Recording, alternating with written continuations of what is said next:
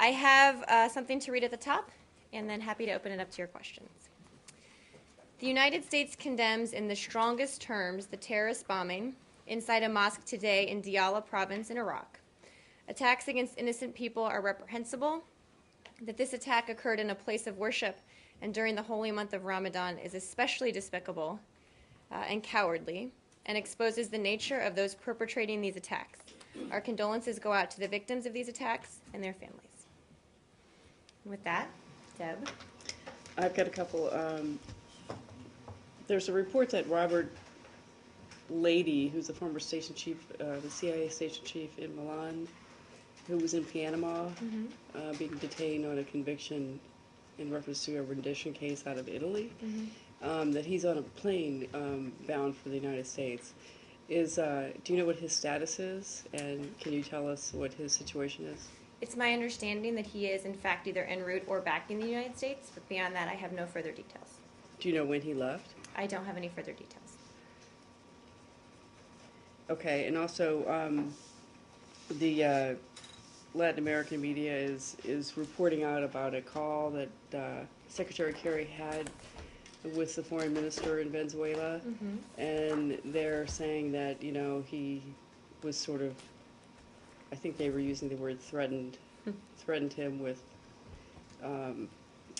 you know, okay, if they don't give up Snowden, we'll do this. So what's your reaction to that? Well, while we don't normally comment on private diplomatic communications, in this case, this characterization of their conversation is completely false. The Secretary made no reference in his conversation with the Foreign Minister as to what our response would be if Venezuela were to assist Mr. Snowden or receive him. Instead, Secretary Kerry conveyed to the Foreign Minister that Mr. Snowden is accused of serious criminal offenses and should be returned to the United States to face those charges if he were to come into Venezuelan jurisdiction. Should Venezuela assist Mr. Snowden or receive him, we will consider what the appropriate response should be at that time. The media reports were pretty detailed, though. I mean, maybe it wasn't characterized as a threat, so to speak, but I mean, they were saying things like, well, maybe we can curtail some sales of gasoline to Venezuela, or maybe we can expand the list of narco traffickers from the Treasury Department, or, I mean, it's pretty specific. I've seen those reports. Again, the Secretary made no reference in his conversation as to what our response would be if Venezuela were to assist Mr. Snowden. I'm categorical in saying that. Okay.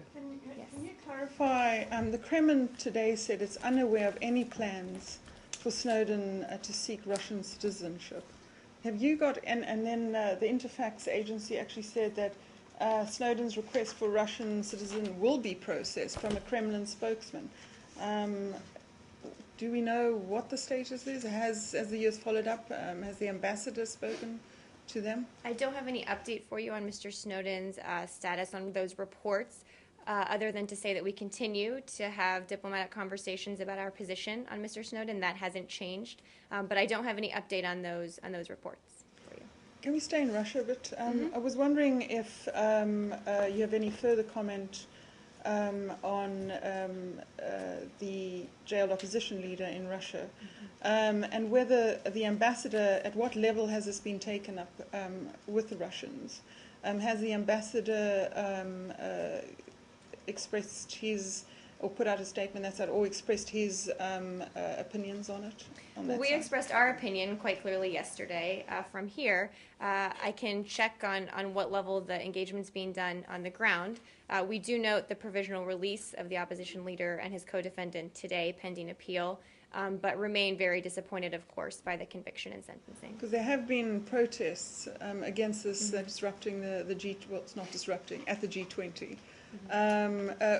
Would one think that, would the US be seeking a retrial of this, or how do you think that this kind of thing could be resolved? Well, again, we remain troubled with the failure to respect the rule of law in this case. And again, like I said yesterday, this is really the latest example of a disturbing trend. We will continue to call on the Russian government to cease its campaign of pressure against individuals seeking to expose corruption and, of course, to respect the rule of law. So I don't want to get into hypotheticals about what that might look like, other than to say that we were very clear yesterday that we're disappointed by the verdict. Anything else on Russia? New subject? New subject? Yes, ma'am. Madam, question on India-U.S. relations. A lot has been going on since, of course, Secretary Kerry was in India, and after that now Vice President is leaving this week, and he'll be there 3-4 days. And yesterday he was speaking at the George Washington University, and today they had some conference call. Everybody is talking about a lot is going on between U.S. and India on many fronts and talks and all from the bottom to the higher. My question is here that they are talking about today even at the Pentagon that Asia Pacific, they are talking about that changes are taking place in the Asia Pacific as far as U.S. presence is there, and India is going to be a major player there. Question is that what role do you think India is going to play in the future in the region as far as all these high-level visits are concerned? And you think there is a time now, a new chapter is going to be written between U.S. and India relations? And finally, China is not very happy whenever there is a good relations between U.S. and India. So where do we stand? Well, I think we've been clear that our partnership with India is an incredibly important one. Again, you noted some of the high-level engagement and discussion of this issue on a broad range of issues. Economically speaking, clearly, we've talked a lot about that. As you know, recently we had the U.S.-India CEO Forum, which discussed our economic ties going forward. Of course, we're going to continue that cooperation. We've talked about this on a number of issues, and I, again, would say that will continue. Finally, like yesterday, Vice President also said that he laid the foundation for a new India-U.S. relations, and when he said that there will be rebalancing in the South Asia Pacific in the region, and he was point to point, he covered almost every issue and that might be going on between the two countries. My question is there more beyond that what he didn't say or Secretary Kerry didn't say, or we don't know anything which is a hidden agenda between the two countries? Well, I don't have anything additional besides what the Vice President said and certainly what the Secretary has said. We have a broad cooperative relationship with India on a host of issues, and we'll continue to do so going forward. Next topic. Yes. Update from Secretary Kerry. He's in Ramallah now. Yes. Do you have any updates? I do. So today, as you know, the Secretary met with Saeb Erekat, with, again, like you said, in Ramallah with President Abbas, and has had phone calls with both sides on the issues. Again, like I said yesterday, things are happening hour to hour. I believe the Secretary will be making some comments soon, so I would not want to get ahead of him on that, other than to say that he's been engaged with both sides. Obviously, this is something he cares about very deeply, and I will leave it to him to give a further readout later today. Yes. I have a question on Afghanistan. There has been some reports appearing in Afghanistan media about U.S. working with the Taliban for divisions of Afghanistan as a country. Is there some truth in that? What kind of do you see? Have you read those reports? Well, I'm not exactly sure what reports you're referring to. I would say that our position on Afghanistan has been clear and has not changed, that we are committed to a peaceful, democratic, and united Afghanistan, that's the goal, that progress has been made, but obviously, clearly, we have some more work to do. But I would underscore the peaceful, democratic, and united Afghanistan. And is there any update on the talks with the Taliban? Is it still suspended? I don't have any update for you on that. Just to follow quickly, Washington Post report yesterday that is there some kind of dispute between Washington and Kabul, or especially the President Karzai? He's seeking more, some kind of damages and all that, and he's not very happy what's going on in his country. Is there any... Are you referring to the piece about the truck issue? Yes, the madam. transit issue? And among others, yeah. Okay. So for details of those shipments, specifically, I would refer you to the Department of Defense, of course.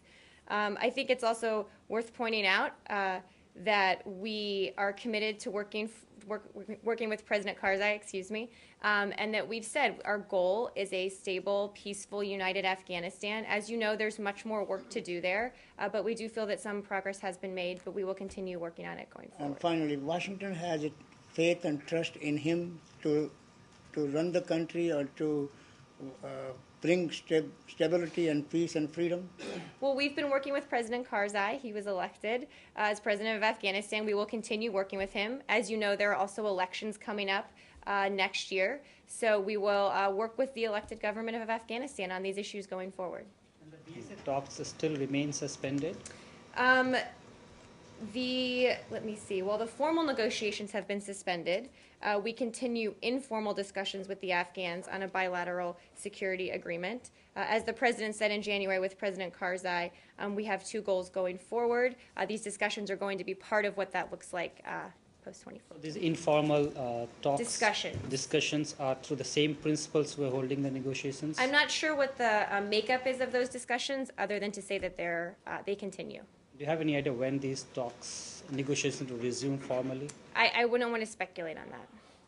One more on Afghanistan. Thank you. Since elections will be in Afghanistan next year, elections will be in India next year, and U.S. wants India to play much more larger and better role in Afghanistan. What do you think what kind of role U.S. wants in the future India to play in Afghanistan?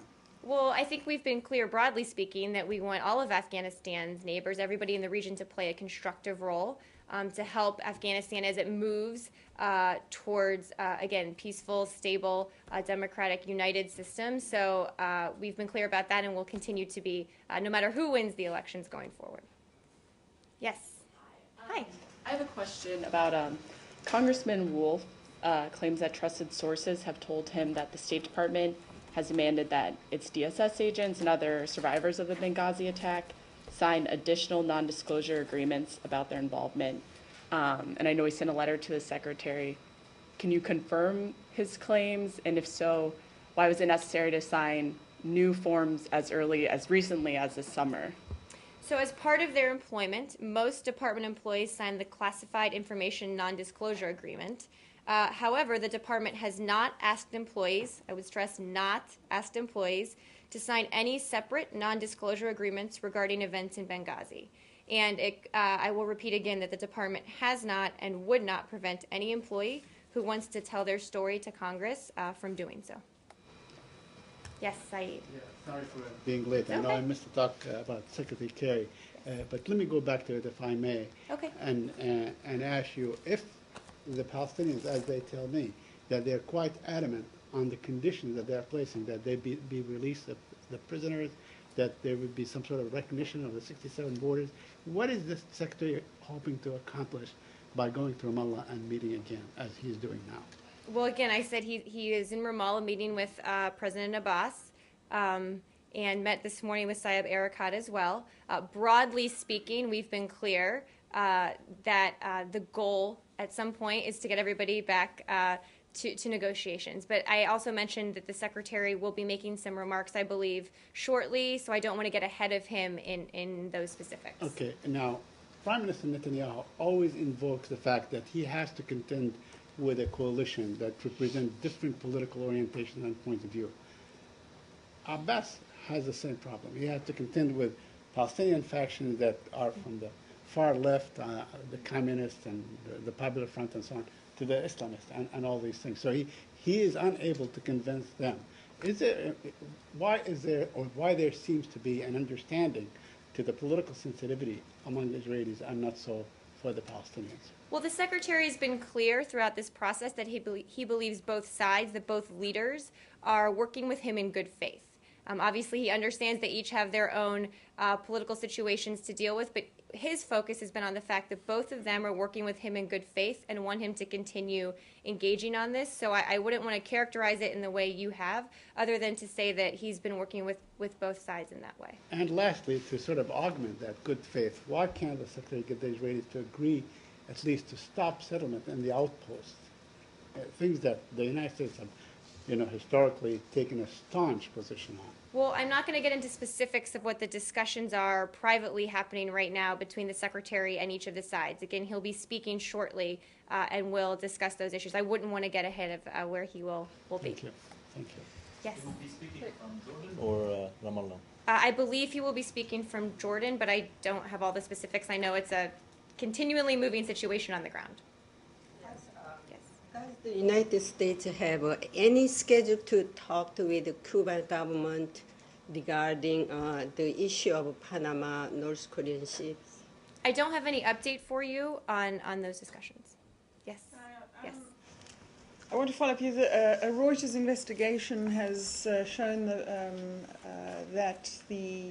has found that the Thai Navy security forces were complicit in the smuggling of the Rohingya Muslims from Myanmar, and the Navy has strongly denied this and hinting that other security forces might be involved. Human Rights Watch is called, saying that this demanding a strong investigation from the Thai government. I was wondering if you'd seen those reports and if you have any comment on this, and if it's similar to what you guys have found because state looks at people trafficking. We have seen the reports. We're aware of these reports alleging that the Thai Navy is helping to smuggle Rohingya migrants to Malaysia, many of whom become victims of human trafficking. We urge the Thai government to conduct a serious and transparent investigation into the matter. We, of course, remain deeply concerned about the safety of and humanitarian conditions for vulnerable communities in Burma, including refugees and asylum seekers on Burma's borders and elsewhere in the region. The Department raised this specific issue in our 2013 TIP report, which the Secretary released in June. We continue to engage with Thailand to improve efforts to combat human trafficking, including thoroughly investigating and punishing, as appropriate, reports of government complicity. Staying on Burma, the President was in Paris and today said in an interview that he was not preparing himself to run in the next 2015 presidential election. Would you consider that to be a good step? Any comment on? I haven't seen those comments. I'm happy to take a look at it and get back to you. Just follow quickly on Burma. What is the future of the Freedom and Democracy Act on Burma that's supposed to be through, and Kansi and other 30 Burmese organizations are calling on the administration to act on this Freedom and Democracy Act, and also calling more freedom in Burma? I don't have anything specific for you on the act, as we've said many times, and again, I'm happy to look into that for you. As we've said many times, that we have welcomed the steps Burma has taken, but also underscored that there is, of course, more work to do. And finally, quickly on Bangladesh, please. Okay. Any update on those rebuilding lives lost, and also factories and all that between the government is calling this very important for the survival of the democracy in Bangladesh to enhance all those factories because thousands and thousands of lives are at stake because of those unsafe workplace. I don't have any updates for you on that. Obviously, it's an issue that we are tracking and concerned about, and we'll work on going forward. I don't have any updates, though. Do you think those U.S. companies doing business in Bangladesh, they will be helpful, or they will be putting some help in those building the factories? Again, I don't have any updates for you on that, but I'm happy to look into it. Thank you, ma'am. Yeah. Change topic, Syria. Yep. Okay. Today, the Turkish foreign minister warned the Kurdish north of Syria not to exercise any sort of semi-autonomous or independent assertion of their power, which they have, basically threatening the undercurrent of what he was saying, that they may take some sort of military action. Do you have a response to that? I don't have a response to those specific comments. Clearly, we remain deeply concerned about the situation on the ground, about the possibility of sectarian issues and sectarian violence, but nothing beyond that in response specifically. Are you aware that more and more the Kurdish area is becoming more autonomous and more connected with the autonomous region of Iraq? I've seen some of these reports, but again, don't have anything further for you on that, other than to say that we remain deeply concerned by the level of violence on the ground, particularly when it's in sectarian in nature. Yes, Deb. One more on Venezuela. Yep. Do y'all have any reaction to the president of Venezuela lashing out at Samantha Power for what he said was despicable criticism of Venezuela's human rights record? Well, first, I would say that Samantha Power is an incredibly competent and outstanding nominee. We fully stand by her. And generally speaking, consistent with U.S. principles, we will continue to encourage respect for fundamental freedoms and democracy around the world. When it comes to Venezuela, we will continue to voice our strong support for strengthening democratic institutions, respect for freedom of expression, protection of civil society, and improved national dialogue. And along with others in the international community, we will express our concerns when there is credible evidence that fundamental freedoms are not being respected in any country. You guys are having a tit for tat again with Venezuela. Is this, I mean, the U.S. was kind of hoping maybe they could improve relationships between these two countries, or well, we continue how are we doing on that? We continue to seek a functional and productive relationship with Venezuela, and we remain open to a dialogue on a range of issues of mutual interest. Those include counter-narcotics, counterterrorism, and the commercial relationship, including energy. These two things like Snowden and this, and it just seems like they're, we're just exchanging barbs. It's well, again, not much of a relationship. Well, again, we continue to seek a productive relationship with them. As with any, many relationships, there are ups and downs, but our goal is a functional and productive, relationship with Venezuela, and we remain open to a dialogue with them on a range of issues. Marie, it was last month actually, where Secretary Kerry was in Guatemala and had spoken to the Venezuelan foreign minister. Mm-hmm. And said that they were going to work on a series of to try to improve relations, a series of contacts that would lead to perhaps further talks. Have those talks started taking place, or have they stopped given the tensions over Snowden and everything else? I don't have any additional readouts of that to give to you today. I can check and see what the status is. I think the Secretary made clear that we're open to having a productive relationship with Venezuela going forward. There are complex issues that we're dealing with. Certainly some of them aren't easy, but I think he remains committed to working with them going forward. But I don't have any update for you on those contacts. Yes. Yes, we can. Okay. Some people are suggesting around town, now that you have a civilian government, in fact, many of the members come from the former government and so on, that this actually could spare you sort of the critical position you have to define what happened in Egypt as a coup. Is that the thinking now, that the military does not really control, that there is an interim government? Is that how?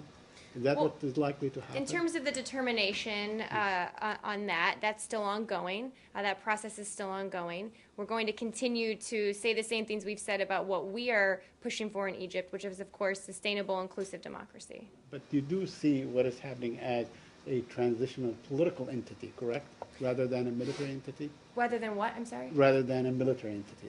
It's a political, civil entity, the current transitional government, and not a military one, not controlled by the military. Well, I'm not going to put labels on it. We are working with the interim government because they are the ones who are tasked with quickly getting us back to a democratic process. I know that process is ongoing, and it's not going to be easy. But again, we're working with the interim government because they're the ones who can do this most quickly, of course. Okay, but following on that definition, wouldn't that spare you having to define this as a military coup or a non-military coup? Well, that determination, as I said, is still ongoing. At some point, it will be made, but I have nothing new on that to announce today. Marie, can I go back to the former CIA guy, or maybe he's still CIA, that is on his en route back? I was wondering, are the U.S. authorities preparing to talk to him when he gets the side, or is the U.S. going to cooperate with the Italians on this? I mean, is he in what form is he coming back? Just as an ordinary citizen, or somebody to be questioned? I don't have any additional details for you on that. Yes. On Egypt, further, Secretary Kerry said yesterday, he suggested that the removal of Morsi could have averted a civil war, which seems to be something moving in the direction of characterizing it as something other than a coup. Should we be perceiving these comments? Does this indicate that he's moving away from characterizing it ultimately as a coup, saying that this actually could have avoided military action? Well, as the president said on July 3rd, we were deeply concerned about actions that the Egyptian military took. That hasn't changed. I wouldn't read anything into the Secretary's comments about the determination on the language that we're going to use. We're in no way saying that the military's actions were justified. The Secretary wasn't saying that. But it's also true that we were concerned about the situation on the ground in the days leading up to July 3rd, and that millions of Egyptians had legitimate grievances with the way the Morsi government was governing. So what we're focused on now is working with the interim government and pushing them to quickly return to a stable, sustainable, inclusive democracy. So the feeling in this building was that Egypt was on the precipice of a civil war? I wouldn't want to characterize it in those terms. Of course, we were concerned about the situation on the ground prior to July 3rd. And note that, again, millions of Egyptians were out in the streets expressing legitimate grievances with the way the Morsi government was governing. But again, that's in no way justifying the actions. We made clear our deep concerns with the actions the military took. But right now, we're focused on going forward and how we get to a place with a sustainable democracy. I guess I raised this issue in reference to what just was raised a minute ago about the secretary saying that it averted a civil war. So it was that enormous? Again, I don't know the exact words that he used. I don't know if he was that definitive. Did, yeah. No, I'm not sure that he was that definitive. What he was saying and what we've said all along is that we were deeply concerned by the actions the military took on July 3rd. That hasn't changed. We've been clear. The first statement the president put out was clear on that point. So the secretary was in no way justifying those actions. Again, we were concerned about the situation on the ground, about the deep polarization in Egypt prior to July 3rd. So going forward, we remain concerned about polarization. That's why we're encouraging a return quickly to an inclusive process that gets us back to sustainable democracy. But he did say that. I mean, you said it wasn't definitive, but that is definitively what he said. He was expressing the notion that we were deeply concerned with the situation on the ground prior to July 3rd. We've been clear about that. But again, I don't think there's any confusion that the U.S. government was concerned by the actions the military took. The president said so in a statement that day. This in no way changes that. But the secretary really would not make such an assertion unless he had the proper intelligence that may have pointed to the fact that Egypt indeed was very close to a civil war, correct? Well, again, I'm not going to use that kind of terminology. I'll let the secretary's words stand on their own. I will say that we made clear that we were concerned about the situation in Egypt, about the polarization, about violence, and again, that's not a justification. That's a concern that we certainly had before July 3rd. Yes. The Prime Minister today accused the US and other Western nations of double standards when it came to that, because it wouldn't say that the overthrow was a coup. Any reaction to that? I mean, We've been clear that the determination process in terms of that language is ongoing. I have nothing new to announce on that. But I think stepping back, we've made clear our concerns with the actions the military took. We've been concerned about that all along. That hasn't changed. I think it's important to remember that what we're focused on going forward is that we have a situation now, as Deputy Secretary Burns said, where Egypt has a second chance to get back on a path towards sustainable democracy. And that what matters now is what happens next. And it's in the best interest of the Egyptian people to move away from the polarization that we saw both before and after July 3rd, to move away from that violence, and to get back on a path towards sustainable democracy. People to move past what happened with the overthrow of Morsi. If you have a whole section of the population that feels like that their voices weren't heard, and that their president that they democratically elected wasn't honored. I mean, isn't there something where there has to be some acknowledgement of what happened and some remedy one way or the other to be able to move forward? Well, this is exactly the reason why we have pressed the interim government to make this a truly inclusive process. It has to be going forward, that there's no other options. It's in the best interest of the Egyptian people to do so. Again, what term we use or not use is an issue that's ongoing. And I will say it again, that we made clear our concerns with what the military did on the 3rd, but also that there were legitimate grievances that millions of Egyptians had. So our focus, for exactly those reasons, is to get back to a truly inclusive process that takes us back to a place of sustainable, and I would put emphasis on the word sustainable, democracy. Do you agree with the Muslim Brotherhood's claim that an election that was deemed or turned by the entire world to have been fair and transparent election, they were robbed of that election? Do you feel that they feel that the world is really taking a double standard on this issue? again, we would express our concerns with the actions the military took, but also acknowledge the legitimate grievances that millions of Egyptians had. I'm not going to respond one way or another to that characterization. Okay, have you issued a statement on the Foreign Assistance Act of 1961, which actually determines this thing, so we are all can be clear on how you determine whether something is a coup or not a coup? Again, that process is ongoing. I can double check on where that stands and on the actual language. I'm sure it's also available out there in the public as well. And everyone's taking a look at that. They're looking at what the legal issues are and the facts on the ground and making a determination. Yes. Between the State Department or this building and its officials and the interim government? I mean, what are those discussions, what do they entail right now? I don't have anything specific to update you on. I know that our diplomats on the ground are in constant contact with the interim government, with all groups and parties, as we've said they will be. I don't have any specific meetings to read out, but those conversations very much mirror what we've been saying here, that there's specific steps, parts of the process that need to be taken, that we need to get back towards a democratic process. We've seen some progress in these areas. We've talked about some of that from here. But again, we are stressing the fact that it really needs to be inclusive because we remain concerned about the political polarization in Egypt currently.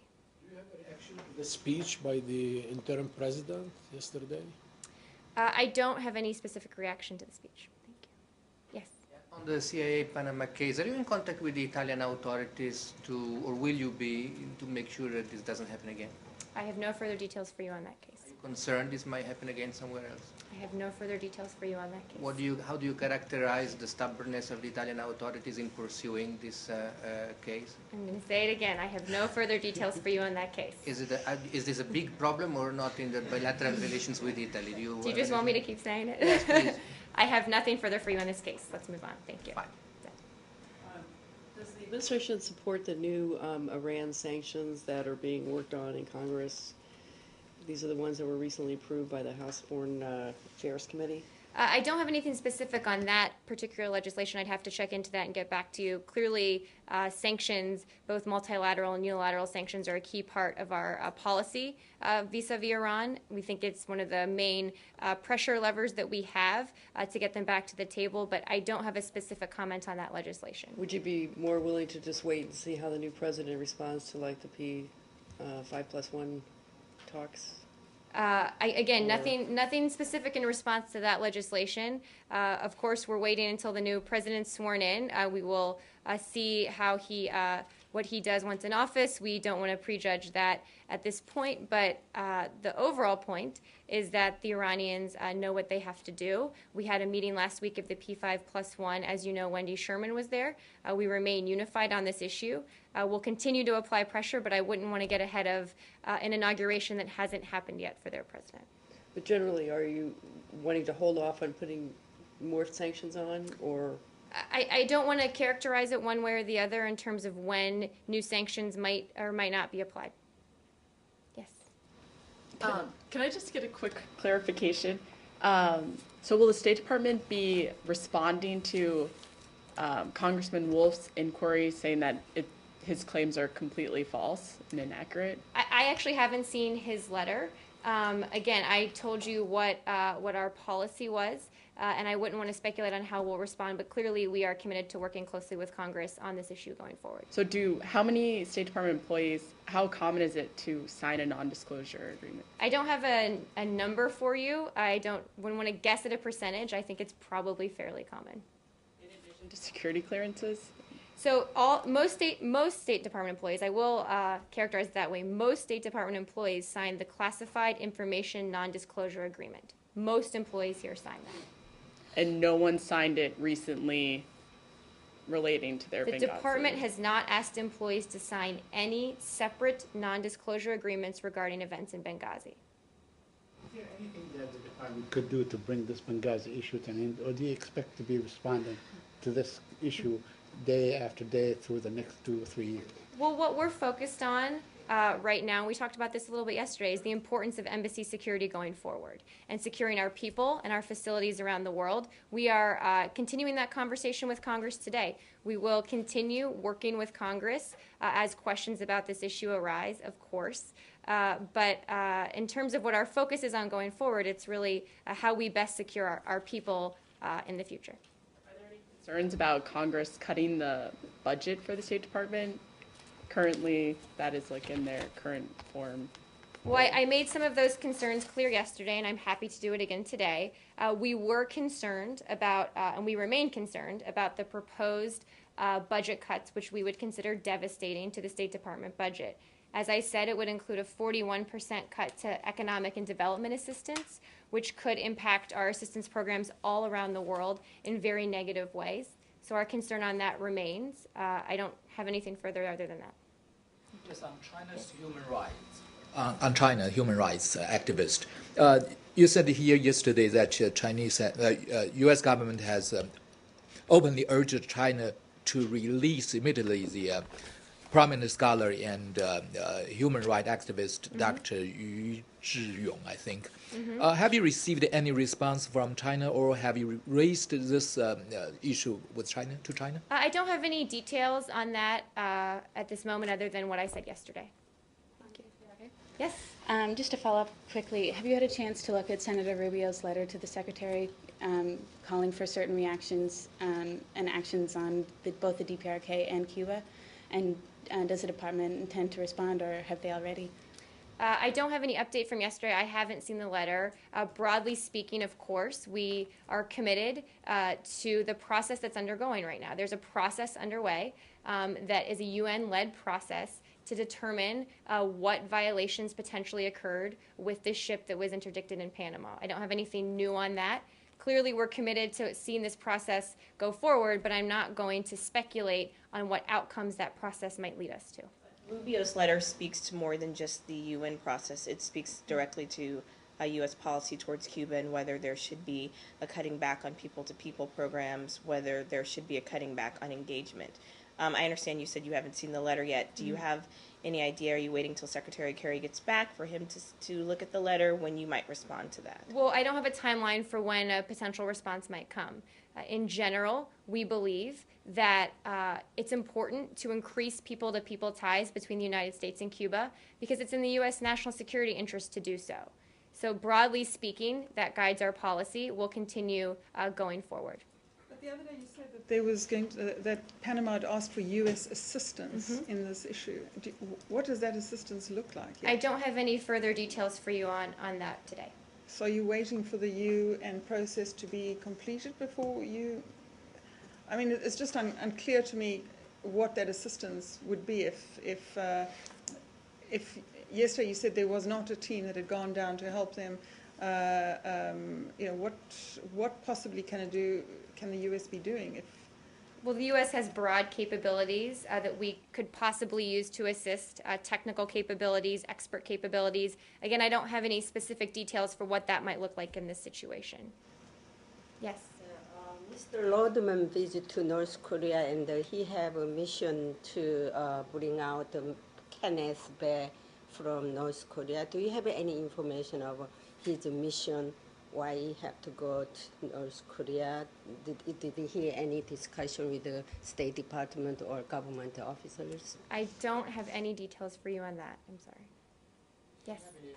On Ramzi Mouafi, who is believed to be the leader of the jihadist operation in the Sinai Peninsula, and who is believed, according to the Egyptian security forces, to be involved in the prison break in which former President Morsi escaped and some other Muslim Brotherhood senior members. So we've seen those reports. I know you asked about this yesterday, but we're unable to confirm this information at this time. Syria, we had a report yesterday that General Idris will visit the United States. Any confirmation yet that he will be in Washington? We continue our close coordination with the Syrian Opposition Coalition and the SMC in the field, but there are no immediate plans for opposition leadership to come to Washington at this time. Do you know if he's going to New York, or is that not? I part believe of your that- invitation? I believe that the details of a potential visit to the UN in New York are still being confirmed. I would refer you to them for more details on that. But the opposition sources do claim that he is coming next week. Coming to New York or Washington? Washington. Okay, well, again, like I said, I know of no immediate plans for opposition leadership to visit Washington at this time. Syria-related question. Last week, there was a question about the presence of Pakistani Taliban fighting with the Syrian rebels. And Jen has said that the U.S. is looking into those reports. Has the U.S. been able to find out, are there Pakistani Talibans fighting in Syria? Well, I don't have any updates on what she said last week. I know that she spoke about this. Clearly, we've seen the reports. We're concerned about any type of militancy that would be coming from that region, but I don't have anything to update you on that. Thank you. Yes? I know I asked yesterday, but is there any update on the Geneva II? No, no update. Okay. That's it. Thank you. Everyone have a great weekend.